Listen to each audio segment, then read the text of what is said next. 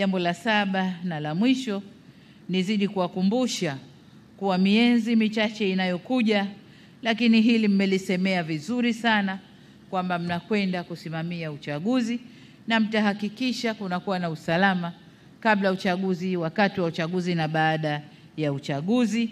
Hili mmelisema vizuri sana. Langu mimi niwatake mjipange vilivyo ili kuhakikisha mnaendelea kudhibiti viashiria vyovyote vya uvunjifu wa amani. Tusisubiri amani ivunjwe.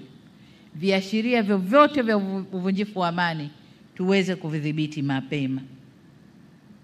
Ndugu zangu wahitimu, wakati nikiendelea kumalizia hotuba yangu, nirejee tena pongezi zangu nyingi kwenu mliohitimu leo, na niwatakie kila laheri katika majukumu yenu mapya mtakayopangiwa.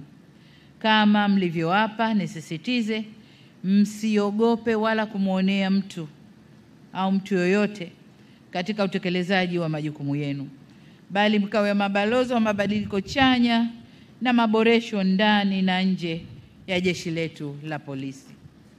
Vile vile nimpongeze Naibu Kamishna wa Polisi Dr. Lazaro Mambosasa, Commandant wa Chuo cha Taaluma ya Polisi Dar es Salaam, na wakufunzi wote wa chuo kwa maandalizi, kwa kuwafunza vyema jeshi letu hili la polisi au vijana wetu wanaohitimu leo, lakini pia kwa maandalizi mazuri ya sherehe hizi. Commandant wa chuo, naomba usichukue muda mrefu, uingize timu nyingine. Chuo kisilale kisipoe. Chuo kisilale kisipoe.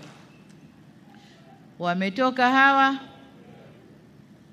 timu nyingine ingie, kwa sababu jinsi tunavyowafundisha ndivyo jinsi jeshi letu litakavyobadilika, ndivyo jinsi amani yetu itakavyoimarika, na ndivyo jinsi maendeleo nchini kwetu yatakavyokuja kwa haraka. Kwa hiyo chuo kisipoe.